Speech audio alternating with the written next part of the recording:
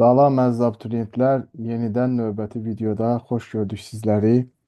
Bu gün mən sizlərə Dövlət İmtahan Mərkəzinin bu yaxınlarda çıxartdığı 4-cü qrup fizika 20 variantda sınaq imtahanları olan kitabçadan suallar izah eləyəcəm. Sınaq 11-dən başlayıram. Çünki sınaq 11 ümumi sınağı əhatə eləyir. Yəni fizikadan keçirilmiş bütün mövzulara aid burada suallar var. Çünki əksər 11-ci sinif abituriyentləri artıq mövzuları bitiribdir və təkrar eləmək istəyirlər. Bu məqsədlə bu kitab yaxşıdır. Burada suallar da pis deyillər.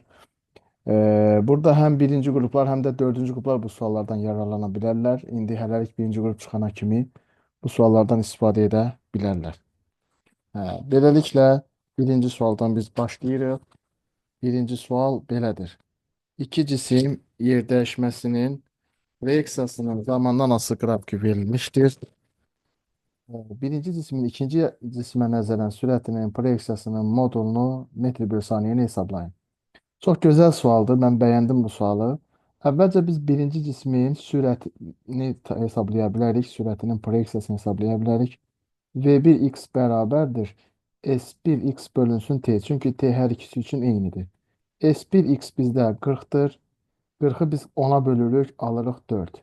Bu həm də deməkdir ki, birinci cisimimiz x oxu boyunca 4 metr saniyə sürətlə hərəkət eləyir. İkinci cismin sürətini tapa bilərik. İkinci cismin sürəti S2x bölünsün t'dir. Yəni, mənfi 60 bölünsün 10. Bu deyilər mənfi 6. Bu da həmçinin deməkdir ki, ikinci cisim x oxunun əksinə 6 metr bölü saniyə sürətlə hərəkət eləyir. Bu demək birinci cisim x oxu istiqamətində, ikinci cisim isə x oxunun əksinə gedir. Demək, bunlar qarşı-qarşıya hərəkət edirlər. Qarşı-qarşıya hərəkət edəndə nisbi sürət toplanır. Birincinin ikinciyə və ikincinin birinciyə fərq etməz. V1 üstəgəl V2, yəni 4 üstəgəl 6, o da bərabər olacaq 10. Doğru cavab B variantı. Bu sualı belə də həll etmək olardı.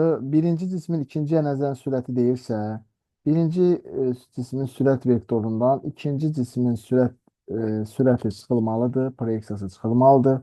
Birinci cismin sürətini 4 tapmışıq, ikinci cismin sürətinin proyeksiyasını isə mənfi 6 tapmışıq. Mənfi mənfiyə dəyər müsbət olur.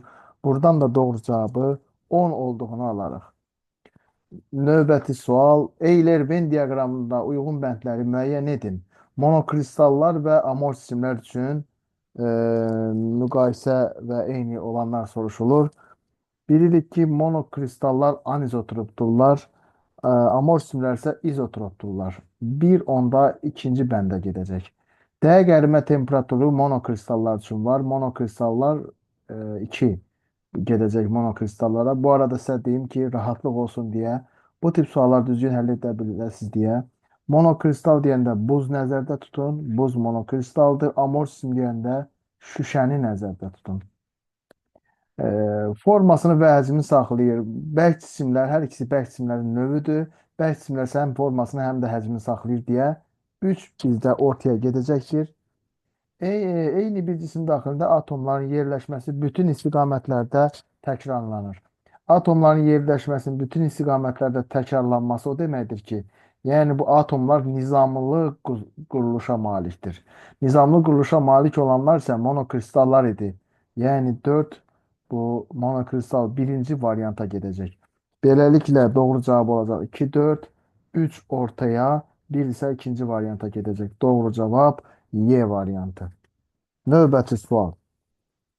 Bizdən soruşur ki, K cisminə eyni zamanda F1, F2 və F3 qüvvələri təsir edir. F əvəzləyici qüvvənin oxlar üzrə proyeksiyasını müəyyən edin. Bu sualı həll etmək üçün vektorların toplanmasının parallelogram qaydasından istifadə edib biz bu sualı tapa bilərik. Bu məqsədlə nə edirik? Əvvəlcə parallelogram qaydasını izah edeyim. Parallelogram odur ki, vektorların üzərində parallelogram qurursan. Burada bir nümunə kimi qeyd edeyim, uşaqlara qaranlıq qalmasın. Ta ki, bu iki vektordur. Da F1 və F2. Mən bu vektoru parallelogram qaydasına tapmaq istəyirəmsə əvəzləyici qüvvəsini. F2-yə paralel F2 boyda xətt çəkməliyəm. F1-ə paralel F1 boyda xətt çəkməliyəm.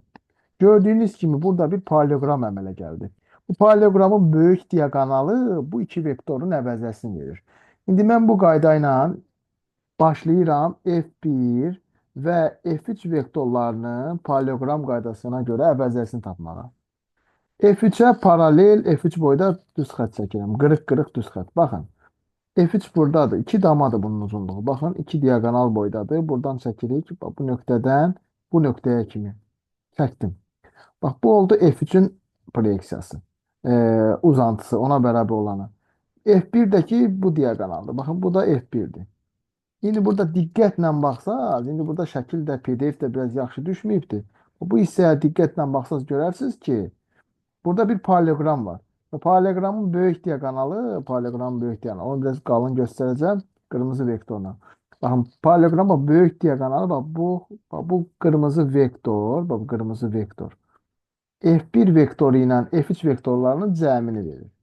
İndi davam edirəm bu F3 ilə F2-nin əvəzəsini tapmağa. Onun üçün nə edirəm? F2-yə paralel və F2 boyda paralel düz xətt çəkirəm. O gəlib çıxır bura. F2'ye paralel, F2 boyda bak. Buradan paralel geldim çektim. Sonra F3'e paralel xətt çəkirəm. F1-3'e paralel buradan xətt çəkdim. Niyə də buranı göstərirəm sizə? Bax, bu hissəyə baxsaq, görürsünüz ki, burada da bir paralelogram var. Bu paralelogramın böyük diagonalını bu dəfə göy ilə göstərəcəm onu. Paralelogramın böyük diagonalı bu iki vektorun əvəzəsini. Bax, bu vektorun əvəzəsini verir. Beləliklə tapdıq ki, F3 vektorun əvəzəsi daha doğrusu mən biraz düz çəkmədim. F3 paralel burada. Hə. F bu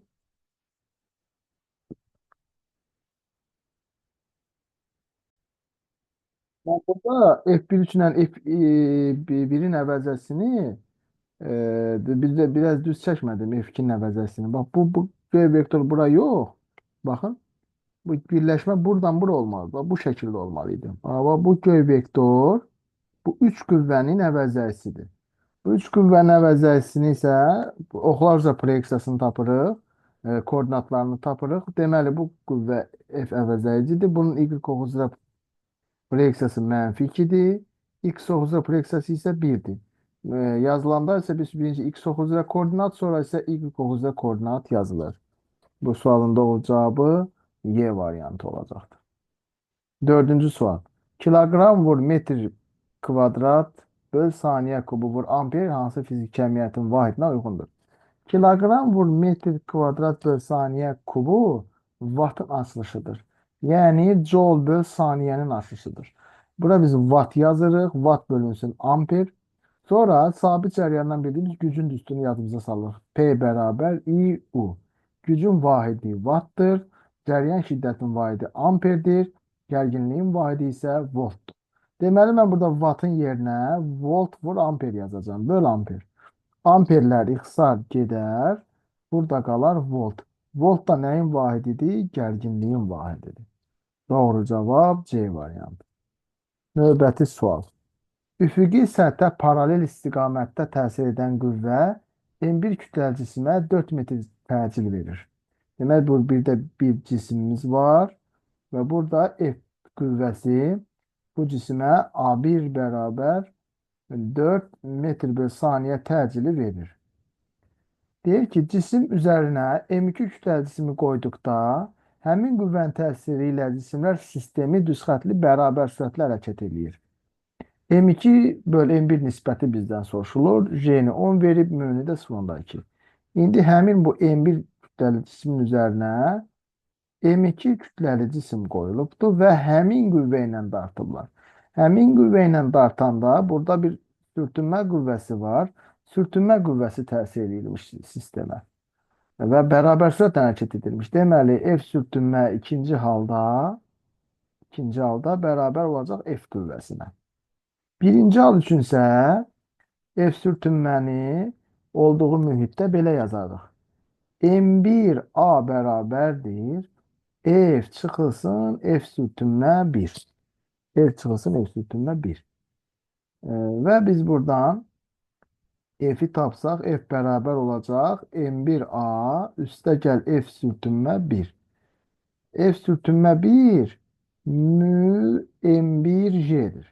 Onu sonra yazacağıq.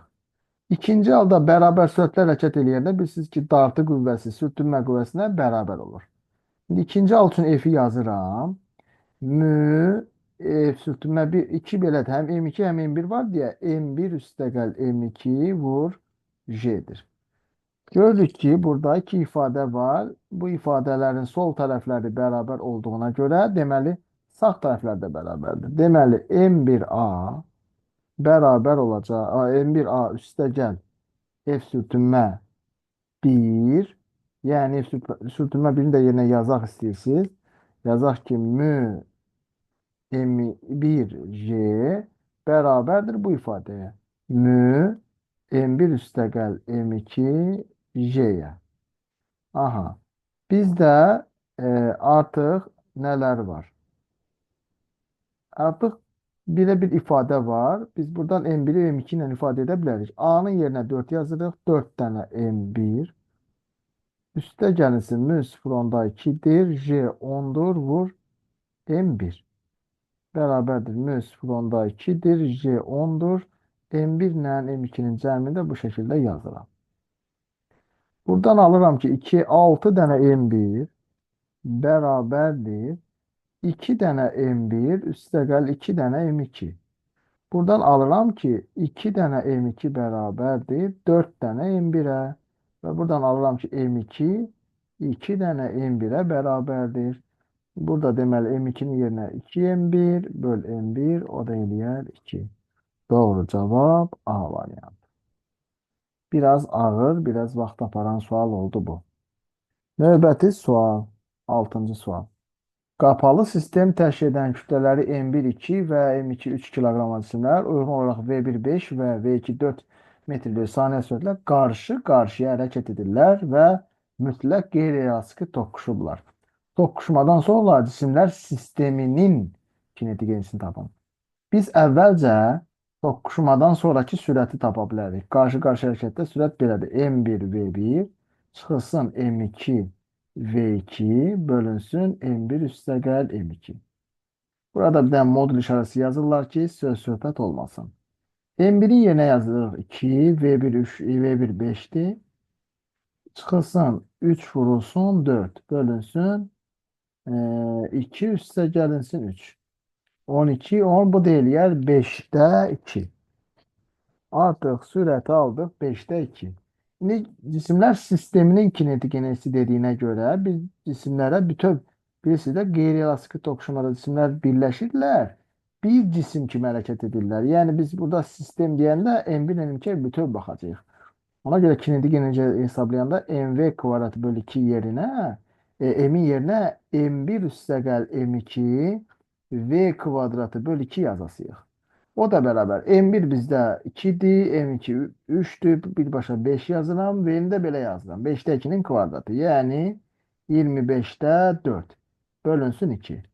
Bu da 5 ilə bu 25 gedir. Burada qalır 5, 0,4-ü də 2-yə bölən, 0,8-i də 2-yə böləndə 0,4 joule. Doğru cavab Y variantı. 7-ci sual. Nəzəri sualdır. Elementar zərrəciklərin sayma üsulları var idi. Qeyd etmə üsulları var idi. Orada Heger sayğacı, qabarcıqlı kamera, Wilson kamerası. Bax, bunları siz oxusaz, görürsünüz ki, bax, belə suallar da gəlir. Onların iş prinsipinə tanış olsanız yaxşı olar. Deməli, Heger sayğacının iş prinsipi ifrat doyan buxarın yüklü zərrəciklərin təsiri ilə kondensasiya olunmasına əsaslanır. Bu doğru deyil. Heger sayğacı sürətli yüklü zərrəciklərin izlərini müşahidə etmək üçün izləri müşahidə etmək Wilson kamerasındadır. 2 də doğru deyil. 3. Wilson kamerasının iş sistemi suyun və spirtin doyan buxarı ilə doldurulur. 3 doğrudur. Və 4. Wilson kamerası sürətli yüklü zərrəciklərin izlərini müşahidə etməyə, izlərinin foto şəklini çəkməyə imkan verən qurğudur. Bu belə nəzəri sual kimi keçib getməyək. Buradan sizə bir faydalı olmaq adına deyim ki, Wilson kamerasında tutaq ki, 2 dənə zərrəciyin izi var bu şəkildə. Birinin izi uzundur, birinin izi isə qısadır. İzin uzunluğu ilə enerji düzmü tənasibdir? Qalınlığına da ki biri qalındır. Qalınlıqla isə yükün miqdarı düz mütənasibdir. İzin enliliyi, qalınlığı nə qədər çox olsa, yükü çoxdur. İzin uzunluğu nə qədər çox olsa, enerjisi çoxdur. Bir də vahid uzunluğa düşən damcıların sayı. Vahid uzunluğa düşən damcıların sayı nə qədər çox olsa, bu o deməkdir ki, sürət azdır. Sayla sürət tərs asılıdır. Vahid uzunluğa düşən damcıların sayı ilə sürət tərs asılıdır. 8-ci suala baxırıq. Deyir ki, bizə yaylı rəqqas O nöqtəsi ətrafında 0,5 saniyə tezliklə rəqsi hərəkət icra edir. Həmin nöqtədən rəqsə başlayan kürəcik 7 saniyəcə nə qədər yol gedir? Rəqs edən cismin getdiyi yol 4 vurulsun xm düsturu ilə hesablanır. Bu bir rəqs ərzində getdiyi yoldur. Əgər n rəqs edərsə, bu ifadəni yenə vururuq. Tezliğin düsturunda nü bərabərdir m böl t'dən. N'i biz burada tapırıq. Nü vurulsun t olur. Gətirib yerinə yazırıq. 4 vurulsun, nü vurulsun, t vurulsun, xm. Xm bizdə amplituddur. Amplitud tarazlıq vəziyyətindən rəqqasın maksimum uzaqlaşdığı məsafəyə deyirik. Burada görürük ki, 20-dən maksimum 30-a qədər uzana bilibdir. Yəni amplitud 30-20-dir. Yaxud 20-10-dur. Yəni 10 santimetrdir amplitud. 10 santimetr. Cavablar da santimetrlə verdiyinə görə işimiz düzəlir. L bərabərdir. 4 vurulsun. Nünü bizdə verib 2-də 1. T'ni 7 saniyə verib. X'mi də 10 santimetr tapdıq. Və burada eləyəcək 14, yox 140 santimetr. Doğru cavab B variantı. Növbəti sual. Verilmiş zaman anında mexaniki dalğa yayılan mühitin hissəciklərinin yer dəyişməsinin rəqs mənbəyindən olan məsafədən aslı qrafiki verilmişdir. Rəqs periodu 0,5 saniyə olarsa, bizdən dalğanın sürətini soruşur. Dalğanın yayılma sürəti dalğa uzunluğunun periodu olan nisbətidir. Yadınızda saxlayın. Burada R olanda 4'də 1, 4'də 2, 4'də 3, 4'də 4 tam yazdığımız bizə lambdanı verir. Eğer burada T verilseydi onda həmin bu 2 periyod olardı. Şimdi R dediğine göre bu saydığımız bir tam rəqs ərzində dalğanın yayıldığı məsafə lambdadır. Baxın, buradan başlayaraq sayırıq. İlk döngədə 4'də 1 periyoddur. 4'də 1, 4'də 2, 4'də 3 tam rəqs. Ya da 1 ilə 3-ün arasındakı məsafə. Deməli, dalğa uzunluğu bizdə 2-dir. 2 bölünsün 2'də 1, o da eder 4 metr bölü saniye. Doğru cevap C variantı. 10. sual.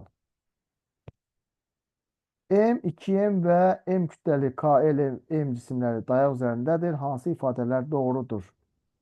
Deyir ki, K və M cisimlərinin dayağa göstərdiyi təzyiq qüvvələri eynidir. Təzyiq qüvvəsi üfüqi səthdə ağırlıq qüvvəsinə bərabərdir. Burada bizim ağırlıq qüvvəmiz mg, burada 2mg, M-də isə yenə mg-dir. Deməli, K ilə M-dəki təzyiq qüvvələri bir-birinə bərabərdir. Bir doğru variantdır. Bir doğru variantdırsa, bir olmayan cavablar doğru variant deyil deməkdir. 2-yə baxırıq. K və L cisimlərinin dayağa göstərdiyi təzyiq qüvvələri eynidir. K ilə L eyni ola bilməz axı. Biri 2mg-dir, biri mg-dir. Ona görə 2 doğru deyil. Ona görə də A variantı da buradan çıxır. K və L cisimlərinin dayağa göstərdikləri təzyiqlər eynidir. Cisimlərin dayağa göstərdikləri təzyiq F təzyiq qüvvəsi bölünsün S üstü ilə hesablanır. F təzyiq qüvvəsinin yerinə biz mg yaza bilərik. Mg bölünsün S üstündən istifadə edəcəyik. İndi gəlin K nöqtəsi üçün onu hesablayaq. K cismi üçün hesablayanda K cisminin təzyiq qüvvəsi mg, səthinin sahəsi isə S. L cismi üçün hesablayanda L cisminin təzyiq qüvvəsi 2mg, səthinin sahəsi isə 2S-dir. 2'lər ixtisar gedir, qalır mg böl S. Deməli, K nöqtəsindəki təzyiq L nöqtəsindəki təzyiqə bərabərdir. Deməli, 3 doğru variant. Bu testin doğru cavabı B variant. 11. sual. Qəbul imtahanına da bu tip belə bir sual düşmüşdü. Diqqətlə qulaq asın. Bu tip suallarda izoxordur deyib, PT-dən düz asılıdır deyib, izoxordur deyib cavab dəyişmir, dəyişmir yazmayın. Çox diqqət, aman aman diqqətli olun. Deməli, burada belə bir proses var və bu prosesdə həcmin və konsentrasiyasının necə dəyişdirdiyi soruşur. Biz bu sualı həll edə bilmək üçün izoxor proseslər çəkməliyik. Yəni PT-dən düz mütənasib deyək qrafiklər çəkməliyik. Qrafikin biri budur. Bu izoxor əyrisinin daha mən qırıq-qırıq xətt çəkmədim. Üzrlü hesablayın. Bilirsiniz ki, T qırıq-qırıq çəkilməli idi burada. Nəysə, bura yazılan V2, bu nöqtədən keçən düz xəttdə də yazılan V1. Artıq bax, bu V1 ilə V2 qrafiklər izoxor prosesdir. İndi iki qrafik var. Görək hansında həcm böyükdür. Ümumiyyətlə, PT qrafikində, mən sizə bunu əvvəlcə izah edeyim, Topulda da belə bir suallar var. Biz bucaqla V-ni müqayisə etməliyik. Deməli, bu P oxunu bura gətirirəm, paralel köçürürəm.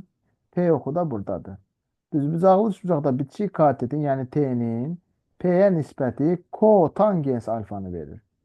PV bərabər nÜRT düsturuna əsasən biz buradan V-ni tapsaq, alarıq ki, nÜRT böl V, P. T böl P-nin yerinə mən kotangens alfa yazacağam. nÜR kotangens alfa. Deməli, belə qrafiklərdə V nÜR kotangens alfadır. Kotangensin də belə bir xassiyyəti var. Allah xassiyyətini kəssin. Deməli, belədir. Alfa bucağı böyük olanda kotangensin qiyməti azalır. Və yaxud alfanın bucağı kiçik olanda kotangensin qiyməti artır. Bax, bu şəkildə. Bunu siz cədvəldə də görə bilərsiniz. Kotangens 30 dərəcədə kök altda 3 alır. 30 dərəcədə kök altda 3 alır. 45 dərəcədə 1 alır. 60 dərəcədə isə kök altda 3 böl 3 alır. Gördüyünüz kimi bucaq artdıqca kotangensin qiyməti azalır. İndi nə isə sözümüz onda yox. İndi baxın, bir qrafikində bucağı mən sizə göstərirəm. Alfa 1-dir. 2 qrafikinə keçiddə alfa 2 olub. Yəni bucaq artıb. Bucaq artanda kotangensin qiyməti azalır. Kotangensin qiyməti azalanda həcmin də qiyməti azalır. Deməli, burada həcm azalacaq. Həcm azalar cavabı A-da, bir də C-də var. Konsentrasiyanın düsturu isə böyük böl V-dir. Həcm azaldırsa, onda konsentrasiya artacaq. Əgər verilmiş kütlə deyirsə, molekulların sayı sabitdir deməkdir. Deməli, doğru cavab olacaq, azalar artar. A variantı. Növbəti sual. Sabit təzyiqdə verilmiş kütləli qazın daxili enerjisinin 600 jol artmasına ona nə qədər istilik miqdarı vermək lazımdır. Sabit təzyiq izobar prosesdir. İzobar prosesdə daxili enerji ilə istilik miqdarı arasında belə bir əlaqə var idi. Delta U 0,6 Q-yə bərabərdir. H-dirik isə 0,4 Q-yə bərabərdir. İndi buradan yola çıxaraq Q-ni tapa bilərik. Q bərabərdir. Delta U böl 0,6. Yəni 600 böl 0,6. O da 1000 joule edər. Doğru cavab Y variantı. 13-cü sual. Kütləsi 135 qram, tərəfləri 10 sm kvadrat şəklində alüminium təbəqəni mayenin səthindən qoparmaq lazımdır. Mayenin səthi gəlmə əmsalı 60 mN olarsa, cismin mayenin səthinə qoparmaq üçün tətbiq olunan qüvvəni hesablayın. Mayenin səthi gərilmə qüvvəsi mayenin daxilinə doğrudur. Ağırlıq qüvvəsi isə aşağıya doğrudur. İndi bu qüvvə ən azı, bu F qüvvəsi ən azı ağırlıq qüvvəsi ilə səthi gəlmə qüvvəsinin cəminə bərabər olmalıdır ki, bunu buradan qopara bilsin. Bunu buradan qopara bilsin. İndi biz 135 qram nə deməkdir? 135 vur 10 üstü mənfi 3 kiloqram deməkdir.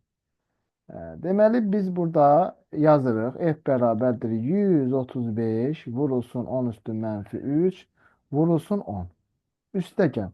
Səthi gəlmə qüvvəsinin düsturunu sigma vur L düsturunu hesablayırıq. Sigma vur bu kvadrat şəkildə olduğuna görə kvadratın perimetridir. Bu L uzunluqdur. Yani bunun yerine 4A yazasıyıq. O da bərabərdir 4 vurulsun 60 milli 10 üstü mənfi 3 deməkdir. Vurulsun 0,1. Bu da edər 240. 240'ı da sonda 1'e vuranda 24 10 üstü mənfi 3. Yazırıq ki 24 10 üstü mənfi 3. Bu da edər 1350 milli Newton 10 üstü mənfi 3 Newton milli Newton deməkdir. Bax 10 üstü mənfi 3 Newton milli Newton deməkdir. Üstə gəlinsin 24 milli Newton. Bunları cəmləsək eləyəcək 1374 milli Newton. Hə, bax bu qədər qüvvə lazımdır. İndi bunu Newtona çevirmək üçün minə bölmək lazımdır. Minə böləndə də A variantında cavab alınır. Növbəti sual. Qapalı K asarını açdıqda V1 və V2 voltmetrlərin göstərişi necə dəyişər? Deməli, açar əvvəl bağlıymış. Açar bağlı olanda cəryan buradan gəlir. Baxın, göstərirəm cəryanı. Bu rezistorlardan keçir və yuxarıdan keçir, gedir. Çünki cəryan müqavimətsiz yeri xoşlayır və oradan gedir.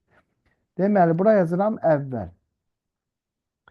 K açarını açılmamışdan əvvəl dövrənin ümumi müqaviməti R və 2R, yəni 3R olacaq. Və bura uyğun cəryan şiddəti də U bölünsün 3R olacaq. Buna bir I deyək. Sonra, indi K açarını deyir açdıqda. İndi açarı açdıqda artıq bu xəttin bir mənası qalmır. Çünki açar açıq olduğuna görə cəryan buradan keçmir. Cəryan bu dəfə buradan gəlir. Həm yerdən, həm 2 yerdən, həm 3 yerdən keçir, gedir. İndi açarı açdıqdan sonra dövrənin müqaviməti olacaq R, 2 yer, 6 yer olacaq.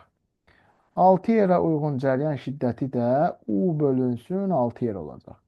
Yəni I bölünsün 2 olar da. Əgər U böl 3 yer idisə U böl 6 yer I böl 2 olar. Yəni cəryan şiddəti 2 dəfə azalar. İndi bu hissədəki voltmetrin göstərişinə baxaq. V1 voltmetrin göstərişi.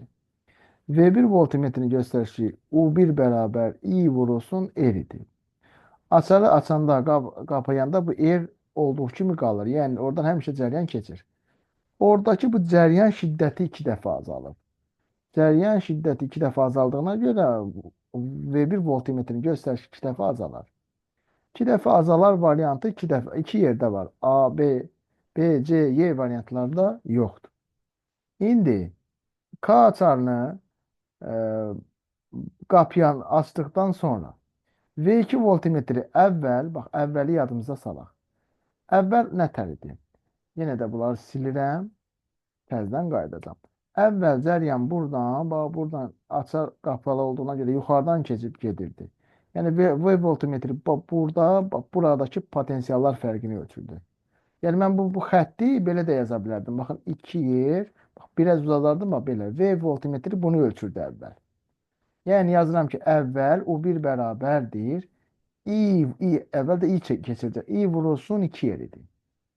Sonra nə də açarı açdıqdan sonra cəryan artıq üçündən də keçməyə başladı. Yəni artıq V voltmetri 2 yer və 3 yerdəki gərginliyi ölçür. Yəni 5 yerdəki gərginliyi ölçür. Ona görə U2 iştirik bərabərdir. Buradan keçən cəryan şiddət də dəyişib axı. I bölünsün 2 vurulsun 5 yer. Bu da edəcək 2,5 yer. Əvvəl 2 yer idi, indi 2,5 yer oldu. Yəni bu dəfə voltmetrin göstərişi 2,5 bölü 2, yəni 1,25 dəfə artdı. Burada 1,25 dəfə olmalıdır doğru cavab. Burada bir xəta gedibdir. Doğru cavab A variantı, amma buranı düzəltmək lazım. 1,25 dəfə olacaqdır. Bax belə. Növbəti sual. Növbəti sual deyir ki, elektroliti soyutduqda müqavimətin temperatur hansılığı qrafiki müəyyən edin. Elektrodların müqavimətinin temperaturdan asılığı belədir. R bərabər E0 1 minus alfa delta T'dir. Yəni bu xətti qanunla azalacaq. Temperatur azaldığına görə temperatur azalarsa bu xətti qanunla artacaq. Yəni üzü yuxarı. Yəni cavab A deyil də cavab B variantı olacaq. A bəndi metallara uyğundur. Metallarda alfa sıfırdan böyük, elektrodlarda isə alfa sıfırdan kiçikdir. Növbəti sual. Sxemdə təsvir edilmiş C3 kondensatorunda toplanan yük 6 mikrokulondur. K açarını açdıqda həmin kondensatorda toplanan yük neçə mikrokulon olar? Dövrənin ekvivalent sxemini mən sizə qurmaq istəyirəm. Bax, bura C3 kondensatorudur, tutumu 2S'dir. Burada C2 kondensatoru var, 2S'dir. Burada C kondensatoru var, K açarı var və belə. Dövrə bu şəkildə. Deməli, K açarını deyir, açdıqda. Deməli, əvvəl bağlıymış. Bağlı olduğuna görə biz ümumi tutuma baxaq. Ümumi tutum belədir. Bax, buraya eləyəcək 3C, buraya eləyəcək 3C. 3C ilə də bu 2C, artıq elə ki, bu ikisinin yerinə 3C yazırıq. Bu ikisinin yerinə 3C yazırıq. 2C'ni burada yazdım. Buranın cəmi də 3C elədim. Artıq bu 2C ilə 3C ardıcı birləşmə olur. Yəni dövrənin ümumi müqavimətini mən tapmalıyam.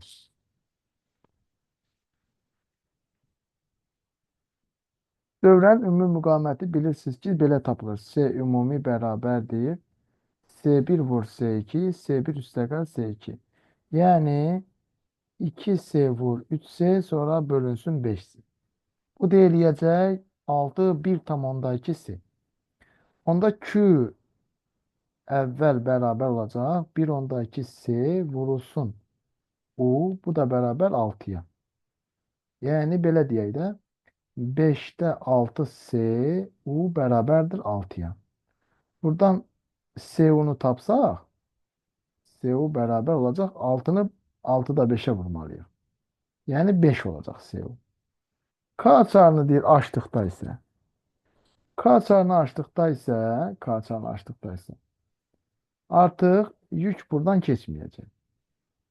Ancaq 2C 2C olacaq. 2C 2C ardıcıl olduğuna görə sayına bölərik. 2C-nin sayına böləndə 2C-nin sayına böləndə 2-yə böləndə qalır C. İndiki yükün miqdarı olacaq C vurulsun U. C-onu da 5 tapmışıq. Deməli cavab olacaq 5. İndi deyə bilərsiniz ki, siz ümumi yükü tapdınız. Bu axı burada C3-ü soruşur. Hər halda, hər iki halda ümumi yük buradan gəlib paylanır. Yəni C3-dən keçib paylanır. Ya da buradan gəlib C3-də toplandığına görə ümumi yükü tapmaq elə C3-dəki yükü tapmaq deməkdir. Doğru cavab olacaq D variantı. 17-ci sual. Bir cism maqnit sahəsində yüklü zərrəciyin çevrə boyunca bərabər sürətlə hərəkət edir. Zərrəciyin kinetik enerjisini 4 dəfə azaltdıqda onun döyətmə tezliyi necə dəyişir? Döyətmə tezliyin düsturu QB böl 2 PM'dir. Biz bu düsturdan görürük ki, tezlik həmçinin periodun da düsturu 2 PM böl QB'dir. Demək, tezlik və period çevrənin radiusundan, sürətdən, impulsdan, kinetik enerjidən asılı deyil. Doğru cavab A variantı. Elektromanyetik şüalanma selinin sıxlığı I ilə işarə olunurdu. Delta W böl S vur delta T idi. Yaxud da P bölünsün S idi. Doğru cavab D variantı. Növbəti sual. Dəyişən cəryan dövrəsinə qoşulmuş sarğacdakı cəryan şiddəti İM bərabərdir UM böl X L-lə işarə olunur. UM böl X-in yerinə yazırıq omega L və görürük ki, İM-lə omeganı da hətta yerinə yaza bilərik 2pi nu L. Görürük ki, İM-lə nu tərs asılıdır. Doğru cavab Y variantı. Növbəti sual. Toplayıcı linza. Bax, 20-ci sualın həllini buradan yazacağım. Toplayıcı linzada cismin həqiqi xəyalı 3F-də alınır. Yəni biz balaca f-i 3F götürürük. Xətti böyütməni soruşur bizdən. G bərabər F böl D-dir. Yəni biz D-ni də böyük F ilə ifadə etməliyik. Gəlin ifadə edək. Toplayıcı linza düsturunu yazırıq. 1 böl F bərabərdir 1 böl D. Üstə gəlinsin 1 böl F. Buradan 1 böl D-ni tapırıq. 1 böl F çıxılsın 1 böl F. Bu deyilir F-də F, sonra F çıxılsın F. D bərabərdir. Deyəsən sabah kimi F deyəcəyik. F vur balaca F, sonra balaca F çıx böyük F. Bunu düstur kimi yadınızda saxlaya bilərsiniz. İndi bu da bərabər F olduğu kimi qalır. Balaca F-in yerinə 3F yazırıq. 3F çıxılsın F. Bu deyilir 2-də 3F. Yəni 1/5F. Gətirib yerinə qoyuruq. Deməli 3F bölünsün 1/5F. O da edər 2. Doğru cavab D variantı. Növbəti sual. 1 millimetrdə 500 cizgisi olan difraksiya qəfəsində alınan mənzərədə maksimumların ən böyük tərtibi 4-dür. Yəni tərtib K ilə işarə olunur, o da 4 imiş. Difraksiya qəfəsi üzərində düşən işığın dalğa uzunluğunu hesablayın. Deməli, bu sualı bilmək üçün difraksiya qəfəsində maksimumluq şərtini bilmək lazımdır. K lambda bərabərdir D sinus fidir. Maksimum tərtib deyirsə sinus fi 1-ə bərabər olur. Onda K lambda bərabərdir D şəklində olur. D-nin də L böl N deyə düsturu var. Onu gətirib yerinə yazırıq. Onda olacaq K lambda bərabər L bölünsün N. Deməli, K lambda bərabər L böl N-dən biz lambdanı tapsaq, olacaq L bölünsün KN. L bizdə 10 üstü mənfi 3 metrdir. K 4'dür. O da 500'dür. Bu da eləyəcək. 2000 bu 2000 eləyir. 2000 vur 10 üstü mənfi 3.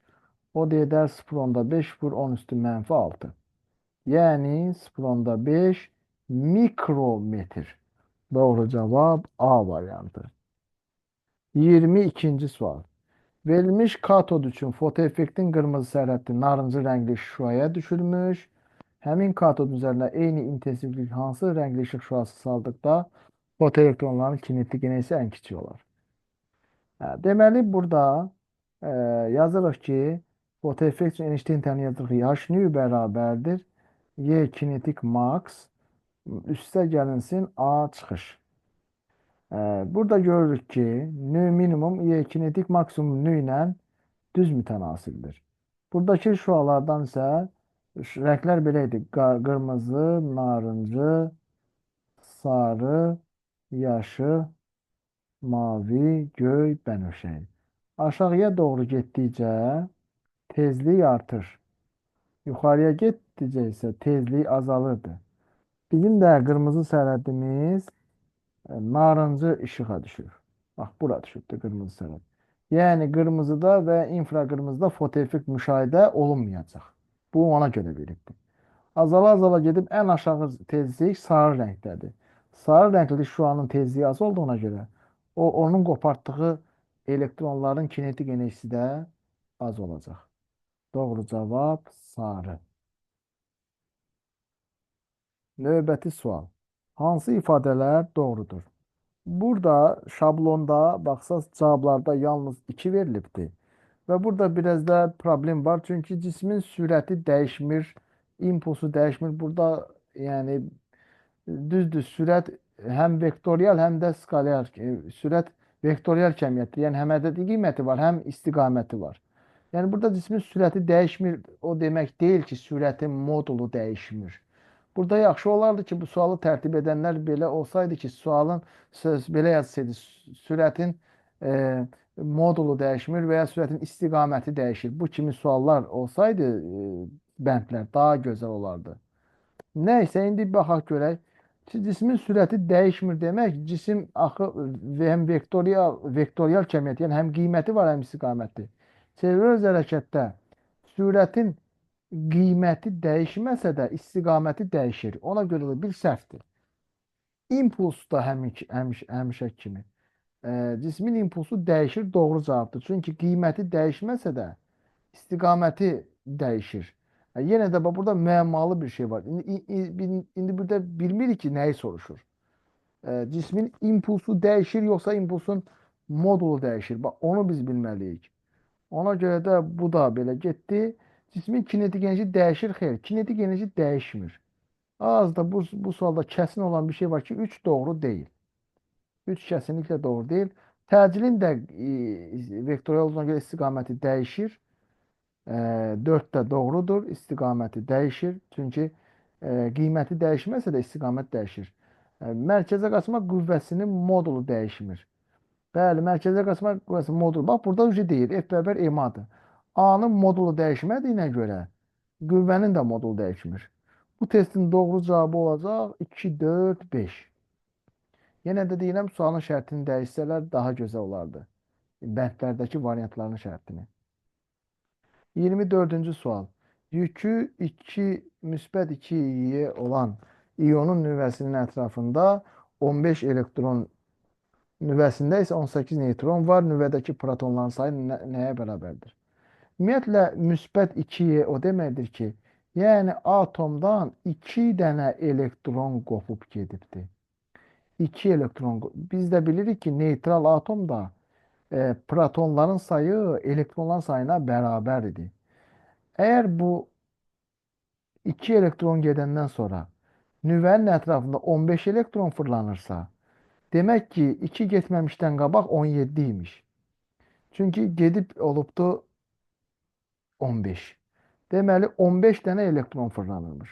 Və bu nüvədə də, atomda da elektronların sayı protonların sayına bərabər olduğuna görə protonların sayı da 17 dənədir.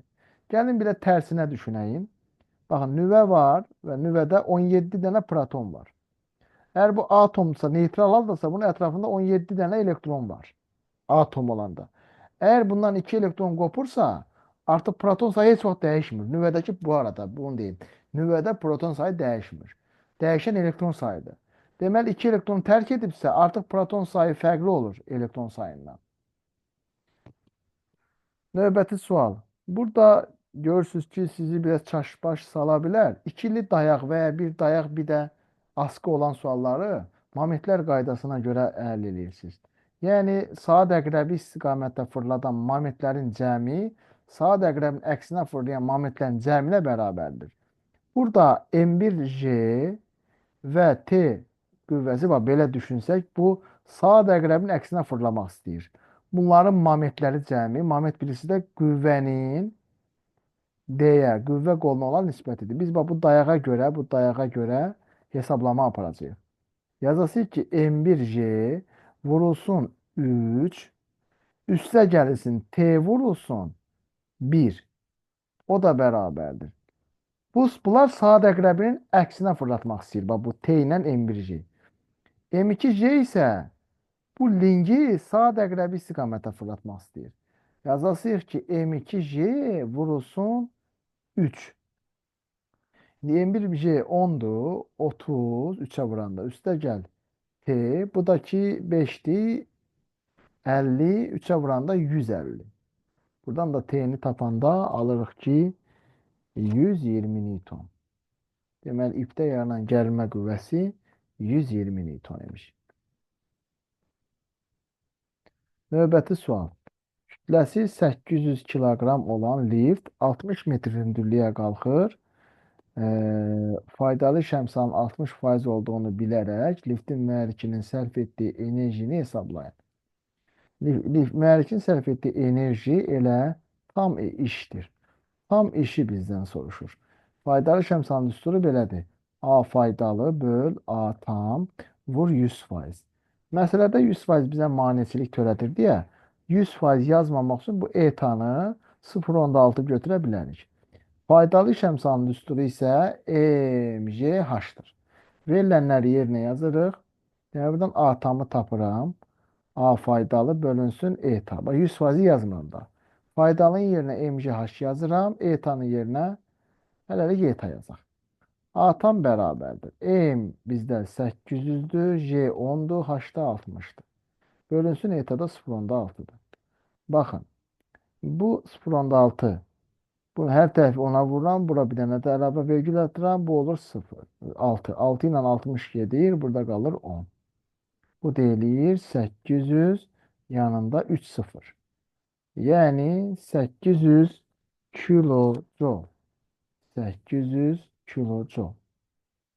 Doğru cavab 800 kilojoule. 27. Asılmış cismi dəyişmədən verilmiş ipi 3 qatladıqda Young modulu ipin sərtliyi, ipin mütləq uzanması necə dəyişər? Baxın, tutaq ki, bir tabandan el uzunluqlu ip asmışıq. İpdən də M kütləli yük asmışıq. İpi 3 yerə qatladıqda İpi 3 yerə qatlayıb, yəqin ki, sonra da birləşdiriblər. Bu, həmişə bu suallarda belə problem yaşayırıq. O cümləni deməlidirlər. İpi qatlayıblar 3 yerə. Onda onun uzunluğu 3 dəfə azalacaq. Enkəsinin sahəsi isə 3 dəfə artacaq. Young modulu nümunənin materialını xarakterizə eləyir. Young modulu dəyişməz. 1-ə C gedəcək. Sərtliyin düsturu belədir. YS böl L 0. S 3 dəfə artıb, L 3 dəfə azalarsa, bu 9 dəfə artmış olur. Çünki sürət 3 dəfə artanda 3 dəfə artır, məxrəcin azalması hesabına. Bu da 3 dəfə təzədən artır. 9 dəfə artma gedəcək. Mütləq uzanmanın düsturu belədir. FL0 böl yes. L bizdə 3 dəfə azaldığına görə mütləq uzanma 3 dəfə azalacaq. S 3 dəfə artdığına görə yenə 3 dəfə azalacaq. Yəni 9 dəfə azalma gedəcək. Ona görə də 2-yə getmişdi B variantı. 3-ə də gedəcək Y variantı. C, B, Y. Və nəhayət gəldik, çıxdıq situasiya sualına. Situasiya sualı səthi gəlmə hadisəsinə aiddir. Kail tərəfi mütəhərrik düzəldilmiş düzbucaqlı məftil çərçivə sabun məhluluna salınıb çıxarılmışdır. Bu zaman çərçivədə nazik pərdə əmələ gəlib. Kütləsi 1,4 qram olan yük kail tərəfindən asıldıqda o delta x bərabər 2 santimetr yuxarı hərəkət edir. Etdikdən sonra dayanır. Kail tərəfinin yuxarıya doğru hərəkət etməsinin səbəbi nədir? Burada şagirdlər qısaca olaraq yaza bilərlər ki, səthi gəlmə qüvvəsi yazsalar 3də 1 alarlar. İndi biraz da əsaslandırma aparmaq lazımdır. Deməli, bu yuxarıya doğru daralırsa, deməli aydındır ki, maye daxilinə doğru səthi gəlmə qüvvəsi bunu çəkir. MJ isə aşağıdır. Bu yuxarıya doğru dayanana qədər səthi gəlmə qüvvəsi bu MJ ağırlıq qüvvəsindən böyük olur. Dayanandan sonra artıq səthi gəlmə qüvvəsi MJ-yə bərabər olur. Deməli, bu ifadələri yazsaz tam bal alarsınız. Sonra deyir ki, sabun məhlulun səthi gəlmə əmsalını hesablayın. Biz ən sonda F səthi gəlmənin MJ-yə bərabər olduğu halda bunu hesablaya bilərik. Səthi gəlmə qüvvəsini MJ-yə bərabər eləyirik. Səthi gəlmə qüvvəsinin yerinə sigma L yazırıq. Bizə buradan sigmanı soruşur. Olacaq MJ böl L. MJ bizdə 1,4-dür. 1,4 milli qram 10 üstü mənfi 3 deməkdir. 10 üstü mənfi 3 kiloqram deməkdir. J 10-dur. Bölünsün L. L mayenin kənarının uzunluğudur. O da 20 santimetr veribdir. Yəni 0,2. O da eləyir 70 milli Newton böl metr. Çünki 10 üstü mənfi 3 Newton 10 üstü mənfi 3 Newton milli Newtondur. Doğru cavab olacaq 70 milli Newton böl metr. Kail tərəfindən yuxarıya yerdəşməsi zamanı görülən işin yerdəşmədə asılı qrafikini koordinat oxları üzərində müvafiq qiymətləri yazmaqla qurun. Demək, səthi gəlmə qüvvəsinin işi, səthi gəlmə qüvvəsi vur məsafədir. Bu məsafəni x1 delta x ilə işarə eləyək. Delta x1 0,1-dir. Səthi gəlmə qüvvəsini mc-yə bərabər eləyirik. Yəni 14 vurulsun 14 vurulsun 0,1. Bu da eləyəcək 0,14. Sonra A2 də olacaqdır. Səthi gəlmə qüvvəsi vur delta x2 O da olacaqdır 14 vur sıfırdan %2. O da sıfırdan %28. Və bunlardan görür ki, həm də A ilə X düz asılıdır. Düz mütənasib qrafik çəkirik və rəqəmləri bura yazırıq. Bura yazırıq 0,4. Burada yazırıq 0,28. Bu 14 hardan gəldi? Burada deyim sizə.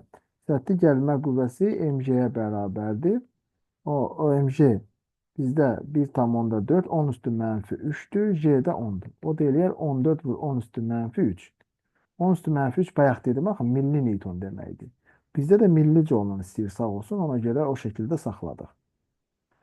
Beləliklə şagirdlər sizə fizikadan 20 variantda sınaq imtahanı olan kitabçadan ümumi sınaq 1'i izah elədim.